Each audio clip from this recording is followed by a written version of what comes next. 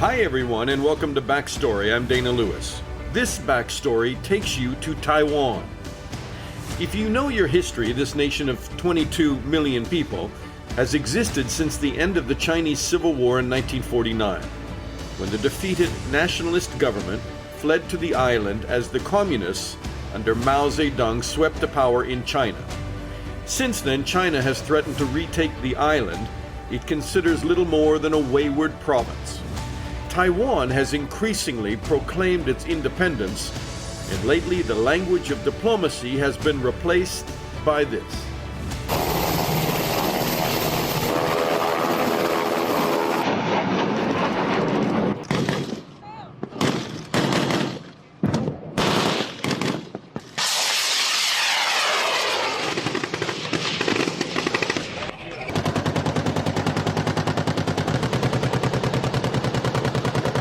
The sound of war drills as both sides flex military muscle, and Taiwan's president Tsai Ing-wen says Taiwan is not about to become another Hong Kong. This is a very strong message from the people of Taiwan. That is, they don't like the idea of being threatened all the time. We're a successful democracy. We have pretty decent economy. Respect from China. China has been intensifying its threat. And they have all sorts of actions, military exercises, and they have their military vessels or aircraft cruising around the island. And also with the things happening in Hong Kong, people get a real sense that this threat is real. But the situation has changed. So we're facing a very different situation now. We are an independent country already, and we call ourselves Republic of China-Taiwan. Exclude the possibility of a war at any time. I do think we have a pretty decent capability here. Invading Taiwan is something that is going to be very costly for China. China has repeatedly flown warplane sorties across the Taiwan Strait towards Taiwan, no longer respecting the 80-mile separation of the Taiwan Strait. Taiwan declaring it will defend itself from China is, quote, like ants trying to shake a tree, says China. Are we about to see a war between Taiwan and China which could potentially drag in Taiwan's main arms supplier and defender, America? A war in Asia? High stakes. Taiwan on this backstory. All right, joining me now from Taiwan, from Taipei, is the Asia correspondent for the Telegraph, Nicola Smith. Hi, Nicola. How are you doing there with, first of all, COVID-19?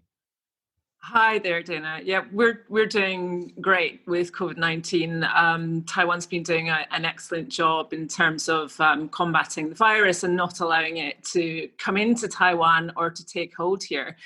So life is very normal. So here in your home country of the United Kingdom, there's 65,000 excess deaths.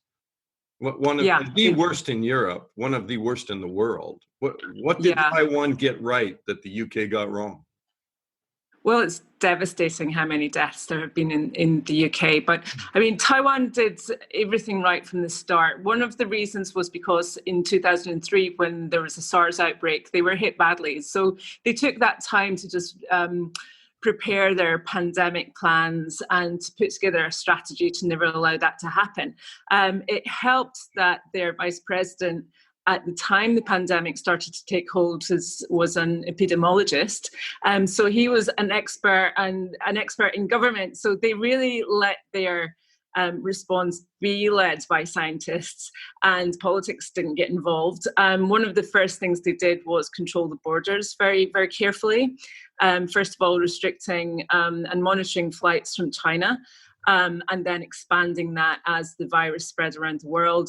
They had a great contact tracing system in place. They also had very strict quarantine and still do. So anyone coming into Taiwan, and people are only allowed in on a restricted basis, must go through 14 days of compulsory quarantine. So all of these things came together. They acted very early, very decisively. And now life is normal. Schools are open. And people are going out to restaurants, they're meeting their families, they're just living life, like before. We can't really travel very much without the quarantine, but life is good here. All right, everybody's healthy. That's good to know. I want to talk to you about China and the threat of Sure. war. So they've got COVID-19 right. Do they have China policy right? And as we speak, in the weeks leading up to this, you've had warplanes from China crossing the median line of the Taiwan Strait, approaching in a threatening manner. Some pretty strong messages coming from China. Definitely, and it seems to be part of moves by China generally this year to have a very robust foreign policy and quite an aggressive one around the world. It's not only Taiwan.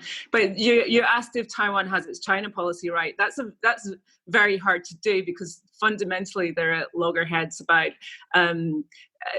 the status of Taiwan, and there really can't be any compromise there. China has stated for decades that it believes that Taiwan is part of its territory, and Taiwan just disagrees. So there can't really be any agreement there. However, do they in their hearts disagree? I mean, when you sit and talk to politicians and people who live in Taiwan, I mean, a lot of people felt, probably 10, 20, 30 years ago, when you do polling, a lot of people identify with China. Now there's this completely new generations of people who don't identify with China. They see what's happening in Hong Kong. They probably feel pretty distant from ever joining China. Yes, absolutely. And I don't think it's just the younger generations. I mean, now when you look at the polls, the overwhelming majority would say that they identify as being Taiwanese. There's always a very small minority who would want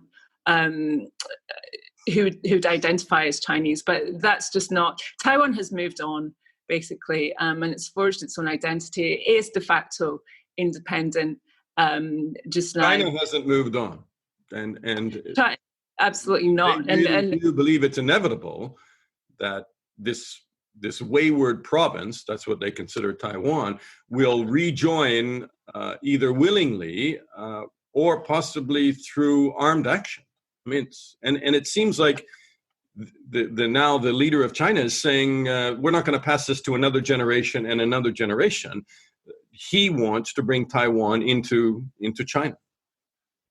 Absolutely, and President Xi Jinping has made it very clear. He said in a speech last year that if Taiwan would not unify peacefully, that force was not off the table, and he's also made it a very personal part of his own legacy. He's one of the strongest presidents since Mao, and so for him it's personal, but it's also a very nationalistic cause in China as well. It's one of the unresolved issues of the Chinese Civil War in the 1940s. So you see this rise of nationalism in China and taking back, well, it's not even taking back, Taiwan was never ruled by the Chinese Communist Party, but incorporating Taiwan into China is a very big national issue in China. It's not just the government. I think, a lot of the population's behind that sentiment as well. So in Taiwan, they believe that they're going to stay independent. And how are they going to fend off China? Militarily? Well, that's a good question because, you've got Taiwan is it's a democratically run island of about 24 million people. It's, compared to this huge behemoth next door is this, China with over 1 billion people and a huge military force. So to fend off China militarily would be very difficult. And Taiwan does face a huge military threat of invasion and of China trying to take it by force. It couldn't fend off China alone. It would need support from the US and other regional and global allies. And so this is a very tense time for the Taiwanese. They know that they've seen what has happened in Hong Kong. It's a different situation in Hong Kong. You mentioned that earlier. But they have no intention of taking the offer of one country, two systems. Now they've seen how Beijing has just run roughshod over that. And so there is no easy or happy solution to the Taiwan question. The government of President Tsai Ing-wen has said that they want the status quo. They've offered to talk to Beijing to find some kind of solution, but Beijing has just completely cut ties with her government. How do you read President Trump's administration? First of all, would they come to Taiwan's aid, and militarily, would they defend Taiwan? Let me ask you that first of all. What's the read on it there? It's very hard to know exactly what the US would do. There are a number of factors at play. In a lot of ways, they've been very good for Taiwan, that they have shown a lot of support. They've sent 2 recent high-level visits to Taiwan, and that has boosted Taiwan's confidence. At the same time, in doing so, China has been riled, and that's raised tension.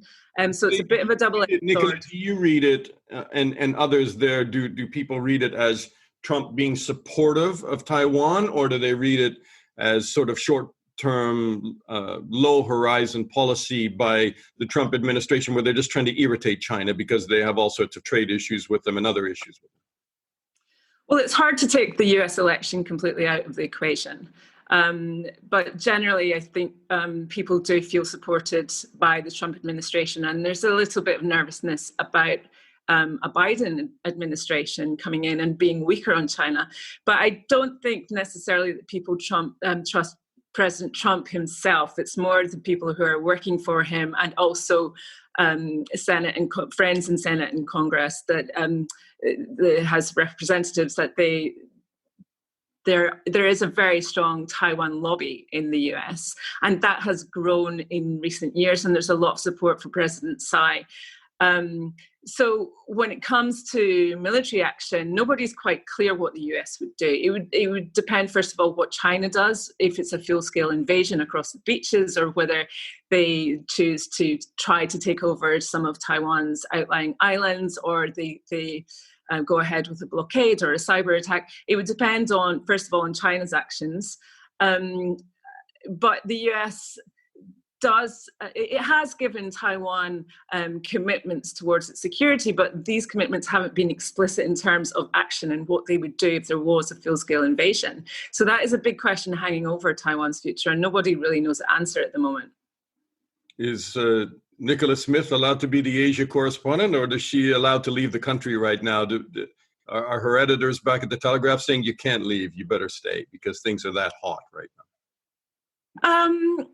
Not yet, no. I mean, I think at the moment we are, it'd be very difficult to leave because of COVID-19, but I think at the moment people are more nervous about the period between the US election and the inauguration, that 4 months in between, when it could, if there is some kind of discord in the US, and everyone else is so distracted by the pandemic, that President Xi could see a window of opportunity there to take action against Taiwan. And if you don't have a strong leadership in the US at that point, then that could be very detrimental to Taiwan's interests. So I think that there's certainly some nervousness just now in Taiwan with the number of military sorties that China's been sending over the past few weeks, and certainly over the past few days, it's escalated again.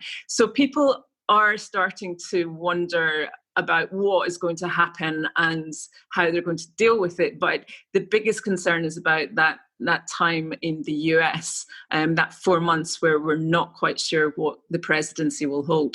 Is there a perception that an incoming Democrat President Biden would be soft on China, or it's just a big question mark? People don't really understand how he would react. I think there was an incoming president on the Democrat side, if Biden were to win, and that's a bigger question mark. Yes, there is a question mark. I mean, I think generally people are a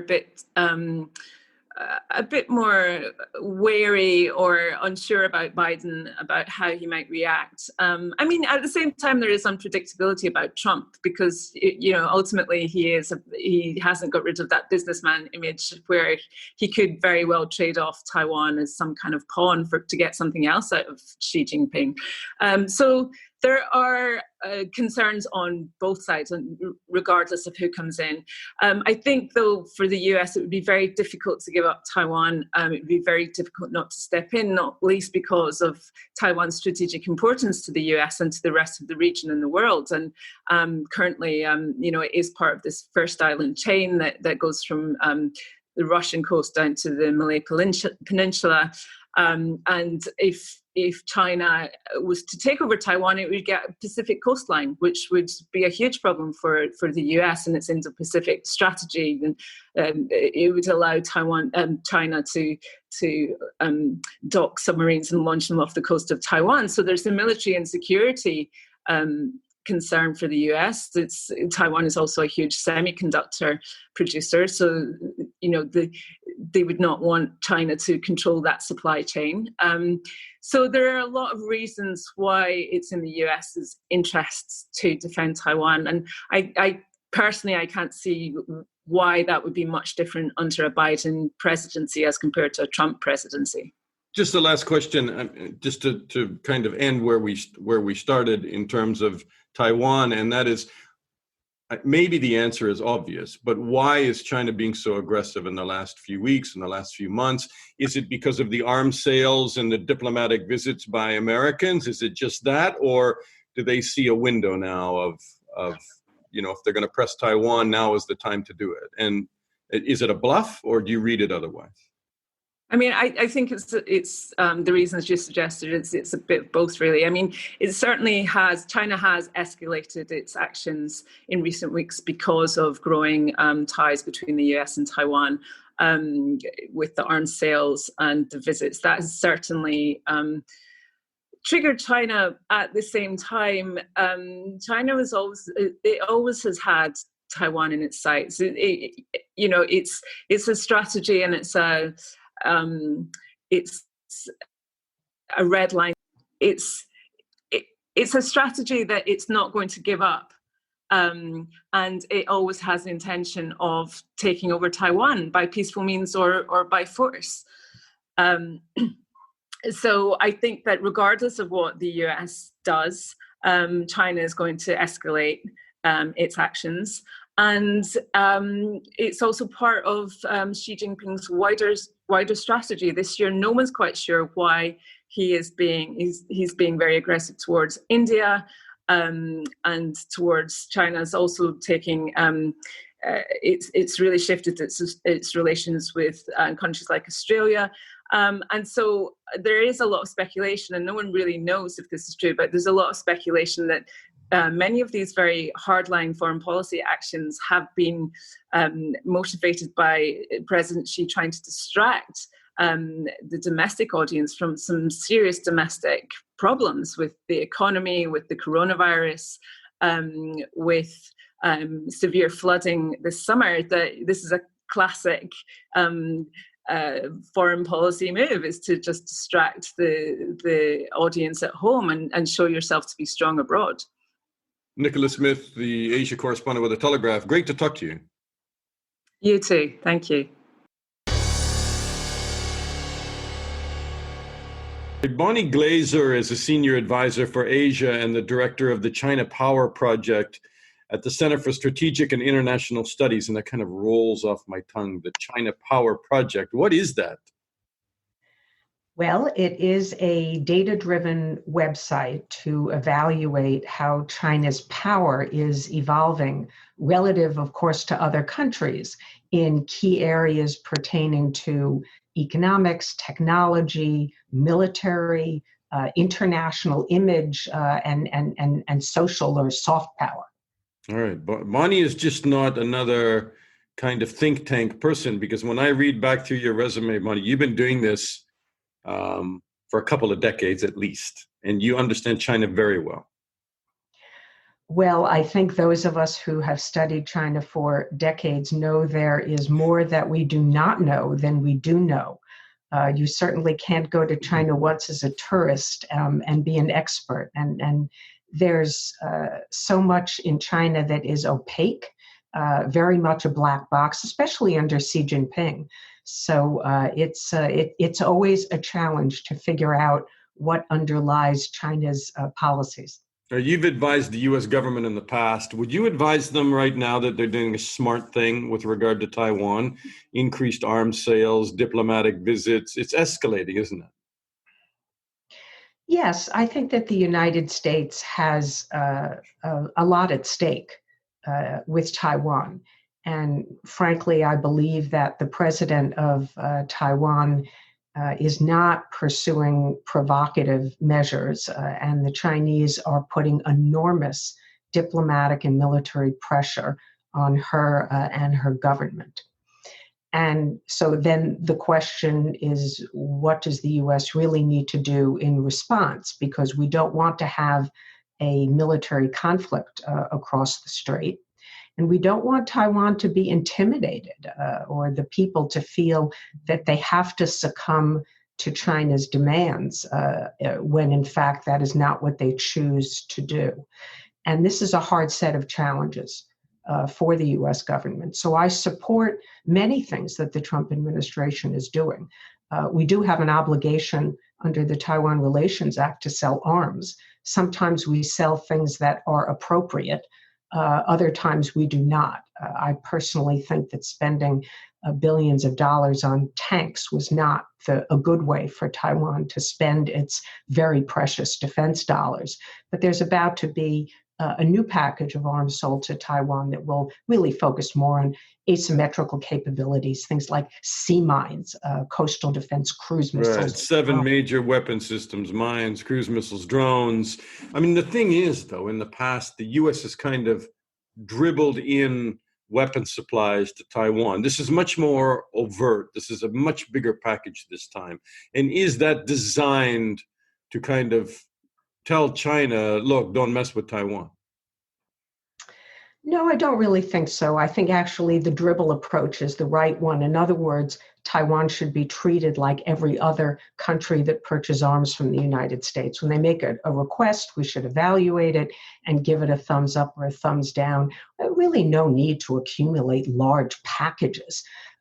We should just take them as they are submitted. So frankly, I think that is the better approach. But what the signaling we're doing toward Taiwan is more in terms of U.S. Military exercises. We've seen U.S. bombers in the area. We've seen an increase in U.S. naval activity.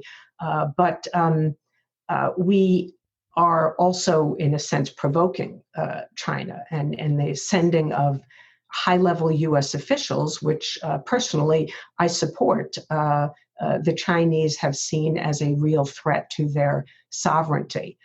So part of the problem is that there's really no dialogue going on at the moment. Why would you support provoking them? Well, it's their perception that we're provoking them. I'm not sure that I believe that it should be seen as a provocation. So I think there's nothing wrong with sending the U.S. Health and Human Secretary to Taiwan. I mean, Taiwan has had about 400 cases of COVID and 7 deaths. They are an exemplary model for the rest of the world. Boy, the United States could learn a lot from them. So why not send our health and human secretary to Taiwan?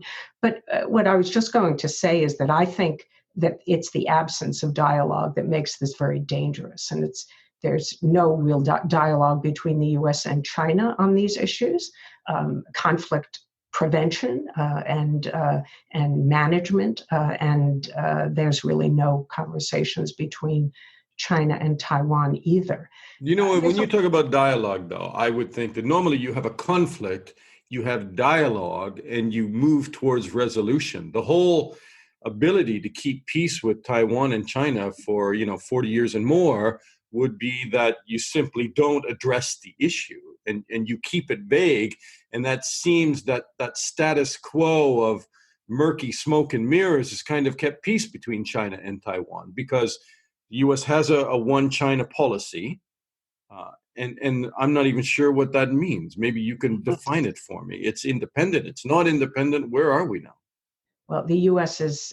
does not take a position on who has sovereignty over Taiwan. So it doesn't recognize Taiwan's claim to sovereignty, nor does it recognize the PRC claim. And the one China policy is essentially that Beijing represents China in the international community. But if we go back to the language of the Shanghai Communique, the United States acknowledged China's claim over Taiwan, but it did not recognize that claim. And this is a difference between Beijing and Washington today. All right. So anybody who doesn't understand this, because I know you've lived with it for a long time, that sounds confusing, and I think it's meant to be a little confusing. And that is, Ronald Reagan gave 6 assurances to Taiwan in 1982, and that was recently declassified, right? I haven't read the documents, but it was recently declassified, and everybody says that reportedly there is a very clear commitment to defend Taiwan against an attack by China. Correct?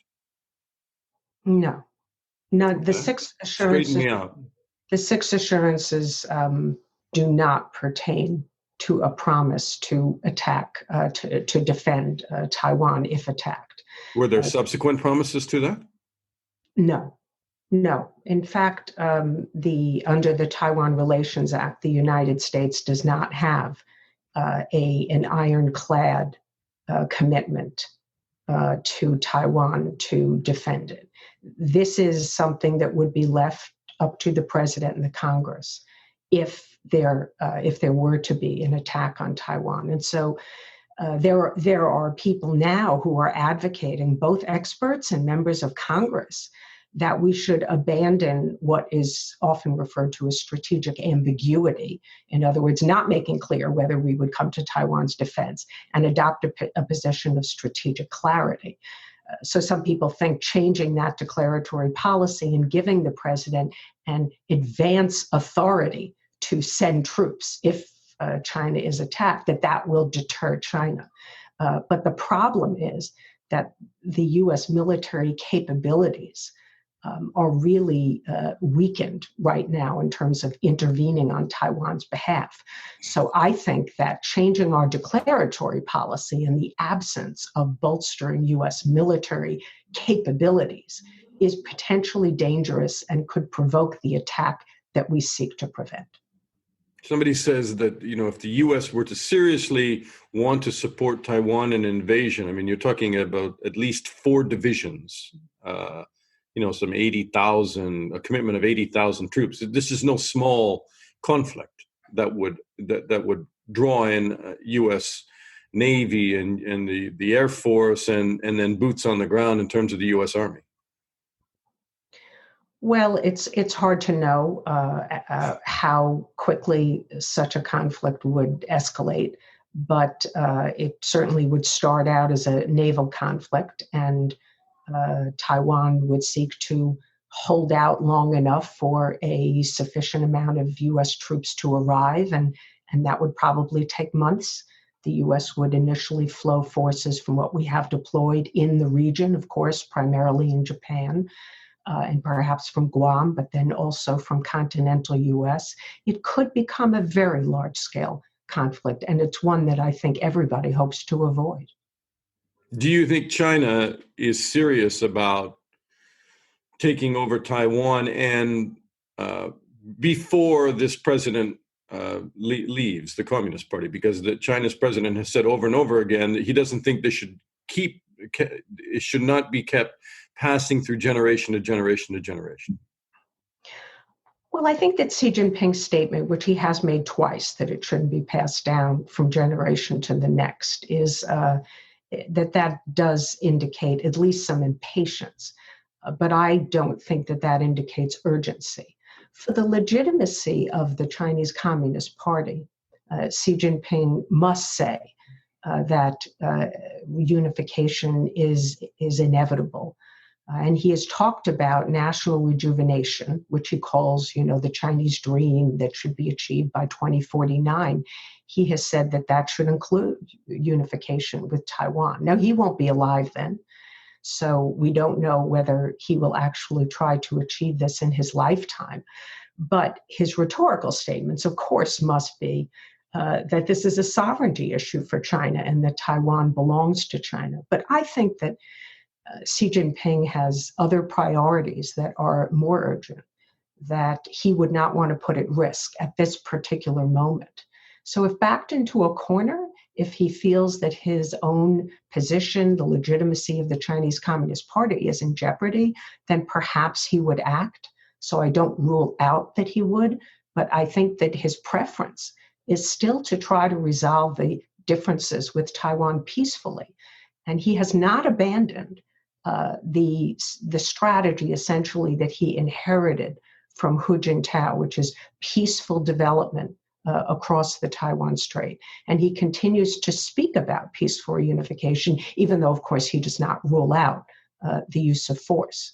So if the U.S. and Taiwan are not careful, perhaps they could provoke the reaction from China that they seek to avoid. So it is difficult to determine what will deter Beijing and what will provoke it. And there are differences on those questions. What is the point of sending warplanes from China across the Taiwan Strait, that 80-mile nautical mile stretch of water that they've been doing very recently, sending tens of warplanes approaching Taiwan and saying that they don't even recognize the middle of the strait? Well, certainly the PRC has never recognized the median line of the strait, which was drawn so many decades ago by the United States, but they have tacitly acknowledged it for many years. In the 1990s, when Taiwan President Lee Teng-hui he gave a speech at Cornell University, and Beijing thought that he was pushing for independence, and they flew dozens of fighters across the center line then. And the situation was quiet for 20 years. And in March of 2019, China started again. And I believe this past week was the fifth time. Because of the change of leadership in Taiwan. I mean, the race for what appears to be independence now, and you have generations of... appears to be independence. I can give you lots of examples of actions that President Tsai Ing-wen has taken to try and tamp down tensions and to discourage radical elements of her own party from pushing for independence. But she ran on an independence platform, didn't she? Her party has had an independence platform in the past. You think she's more moderate? I do think she's more moderate. I think she's very prudent. Do you, just to wrap this up, take this back to your own politics as you rapidly approach the November election, do you see a distinct difference between a President Trump administration and a Democrat President Biden in terms of the way they'll deal with Taiwan, one more aggressively, one less, or how do you see it? Well, I would highlight one potential difference, and this is, of course, my own personal view. But I think that a Biden administration would also want to strengthen deterrence and prevent war. And they would want to strengthen the U.S.-Taiwan relationship. But I think that they would go back to doing things in a more quiet way. And we have seen this in many administrations in the past, where we sail, of course, naval ships through the Taiwan Strait, but it's only under the Trump administration that this was made public. We have high-level meetings with officials from Taiwan, but we don't necessarily make them public. So I think that there might be an effort just to go back to doing things a little bit more quietly so that we don't seem to be humiliating Xi Jinping and pushing him into a corner and perhaps forcing him to make a decision that he doesn't want to make. But I also think that the Biden administration will try to resume dialogue with China at many levels to talk about how we can avoid miscalculation and crisis. You But see a more dangerous situation, it seems, if President Trump wins re-election. Well, I think that it is potentially dangerous right now. And I'm quite worried about the situation between now and the US election and then the inauguration of the next president. And I think that that is the dangerous time. But I would say also that if elected, that I think President Biden would be a firm supporter for Taiwan, for the values that we share. And for its role in the international community. And that would be consistent with prior Democratic presidents as well. Are you more worried? I promise it's the last question, Bonnie. Are you more worried now? You're wiser and you've studied this a long time, but times have changed. China seems to be more aggressive. We've seen what's going on in Hong Kong. The U.S. under Trump is much more outspoken with regard to Taiwan and more overt. Are you more concerned now than you've ever been in terms of a possible conflict between Taiwan and China? Yes, I am. I think that the combination of PRC capabilities militarily, Xi Jinping is a very aggressive leader who is less risk averse than his predecessors, certainly a more overt level of support from the United States for Taiwan. And yet the factor that is perhaps least worrisome to me is actually Taiwan's policies itself. And in the past, when we've had a risk of conflict at times, and like when Chen Shui-bian was president, Taiwan was seen as the provocateur. So the dynamics are quite different today. Bonnie Glaser, at the Center for Strategic and International Studies. Terrific to talk to you. Thank you so much. Thank you for having me. And that's our backstory on Taiwan. Subscribe to this podcast. We are now in season 2, and I've made real attempts to keep the podcast as international as possible because international news is undercovered by most news organizations. Hit the subscribe button as we have covered stem cell breakthrough, Belarus and Russia and Navalny and nerve agents, American democracy and policing, and Britain's Brexit, nuclear arms, the West Bank and Israel, Trump's troop drawdown in Germany and NATO, and of course the pandemic, and Afghanistan, and Beirut. Our interviews include former foreign ministers, American army commanders, epidemiologists. We've all had to learn to say that word a lot this year. Prime ministers, police, experts on biological chemical warfare, nuclear arms negotiators, and the people I have great respect for, journalists who have been there, done that, and know what's happening. I'm Dana Lewis. I hope you will share our podcast and keep listening. And I'll talk to you again soon.